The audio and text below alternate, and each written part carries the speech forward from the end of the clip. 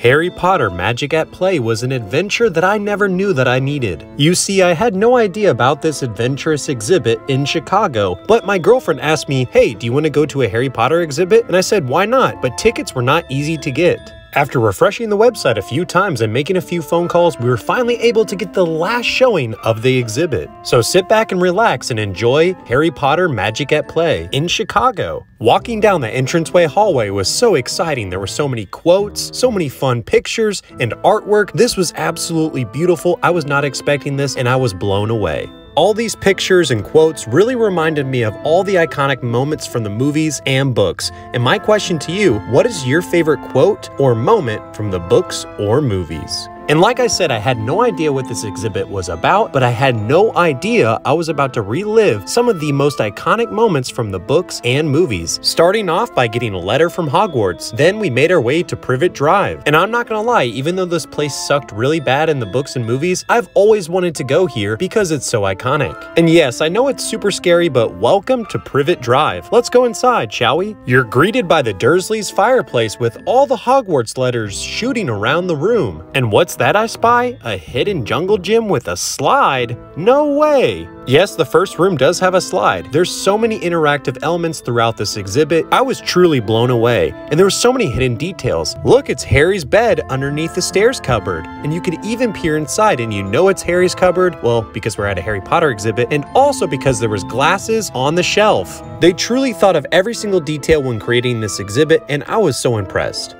And would you look at that, we just arrived at platform 9 3/4 and there's a photo opportunity with a trolley. If you've ever been to the Wizarding World of Harry Potter in Orlando or in Hollywood, you might have seen the Hogwarts Express, and this was pretty similar to the one that they had in Orlando and in Hollywood. But what would a Wizarding World journey be without the Hogwarts Express? And soon the train was chugging down the railroad and we were on our way, piled with suitcases and luggages and a trolley filled with delicious candy. We were on our way to Hogwarts. Actually, Hogsmeade, and then Hogwarts. And as you can see by Denise's face, she was super excited. Anything from the trolley, Diaz? And look at all this luggage. We were ready for our journey to Hogwarts. In the next room, there was a perfect photo opportunity to make you feel like you were on a boat on the way to Hogwarts. And soon we were walking through the front doors of the Great Hall. This was magnificent. I really felt like a magical moment was happening. I felt like a little kid, like the first time I have ever walked into Hogwarts. This was such a fun feeling. I absolutely loved this room, and there was an amazing photo opportunity at the end of the hall. Now it was time to walk through the Hall of Portraits. Well, it was more like the Grand Staircase, but obviously there were no stairs, and there was also a display of the Marauders map. Walking through this Hall of Portraits was a lot of fun because you could hear the portraits talking to one another, snoring because they were sleeping. This was very similar to the books, similar to the movies. I loved this hallway and the attention to detail. And of course, the Marauders map. I feel like I'm not pronouncing that correctly. Oh well. In the next room, there was a lot of photo opportunities. Almost all of them were with the Sorting Hat. And honestly, this was my favorite photo opportunity, other than the one with the Quidditch broom, which we'll get to in 1 second. We were on our way to the escalators when we found all of these wonderful banners. These banners were book accurate. This one talks about the requirements for Hogwarts uniforms. Yeah, this is actually book accurate right here. Book accuracy. This is insane. I love this. A lot of people don't realize that the requirements for Hogwarts robes are all black and they actually don't have colors representing the different houses, and they're supposed to have a name tag. And soon it was time to journey on downstairs, where we were about to take some Hogwarts classes and learn some different spells, starting off with Charms. Can you guess which spell that we learned in Charms? If you said Wingardium Leviosa, you would be right. Wingardium Leviosa. Am I pronouncing that right? I have no idea. I can't pronounce these spells. And no shade towards Denise, but she definitely struggled with this spell. Our friends Melissa and Spencer were much more natural at the spell casting, and it was very similar to the spell casting at the Wizarding World, so if you're pretty good at that, you'll be good at this. You did it, Denise!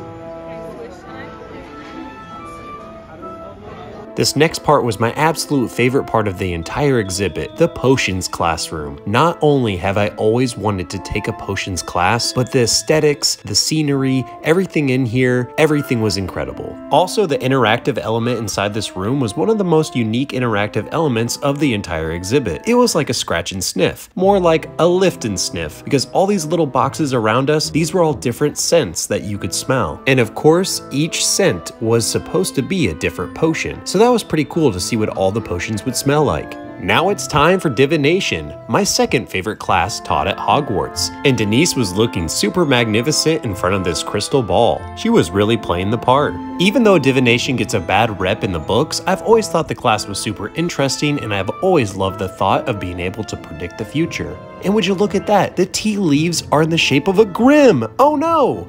Lots of the exhibit was pretty hands-on and pretty self-explanatory, but they were all very interactive and very much fun. And I think it's safe to say that Denise was having fun too. And it's time to move on to the Defense Against the Dark Arts classroom. And what does that sound? Oh no, Cornish pixies! What are we gonna do? Immobulus! Well, that didn't do anything. This next room was 100% dedicated to Quidditch. There were so many little mini games, so many photo opportunities. I believe this was the most interactive part of the entire exhibit. This was also my favorite photo opportunity, where you get to sit on a broomstick. And you can actually play Quidditch. Well, kind of. You could throw quaffles through these hoops. And it was a little bit harder than it actually looked. This next part was super unique. You could actually create your own Harry Potter Lego figure based on yourself, which I did not do, but I thought this was super unique. This last part of the exhibit was actually two parts in one. One of the parts was the Triwizard Tournament, specifically the maze scene. Now this next part was the Forbidden Forest, and this part was pretty cool. It was pretty unique. You had a black light and you went around and tried to find different creatures inside the forest. There were many parts of the exhibit that I thought would have been perfect for kids. And honestly, if I was a kid, this would have been my favorite part. It's spooky, it's fun, it's like a scavenger hunt. I would have absolutely loved this part of the exhibit. This part of the exhibit is a little spooky, but not too spooky. Just listen to the sound effects. It's pretty cool.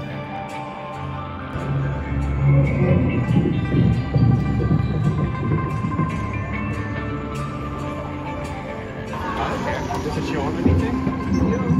All right, ready? Yeah.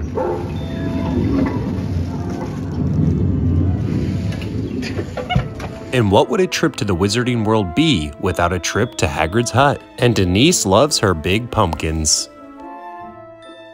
And the maze was actually pretty cool. I've always wanted to walk through the Triwizard Maze. What wonders lie beyond these walls? There was also a little play place that looked like the burrow. It seems like the exhibit thought of every single location. And the maze was full of secrets. There was little hidden passageways, there was mirrors, there was dead ends, so many fun locations. Even the night bus made an appearance. One thing I really appreciated about this maze is that there were creatures inside the maze, and there were also creatures inside the maze in the book, but not inside the movies. And where did these coins lead? I wonder. Oh look! It's a Niffler. And last but not least, we have the Whomping Willow. There was a little tunnel underneath the willow. This was a little fun Easter egg from the books, referencing the secret passage from the Whomping Willow to the Shrieking Shack. You never know what obstacles you'll find inside the maze. And when everything's all said and done, don't forget to get a butterbeer. Yummy, butterbeer. And thank you so much for watching today's video. If you enjoyed the video, maybe leave it a like. And if you haven't already, think about subscribing down below. I really enjoy your support, and I love to hear from you guys in the comments. I hope you have a wonderful day. Peace.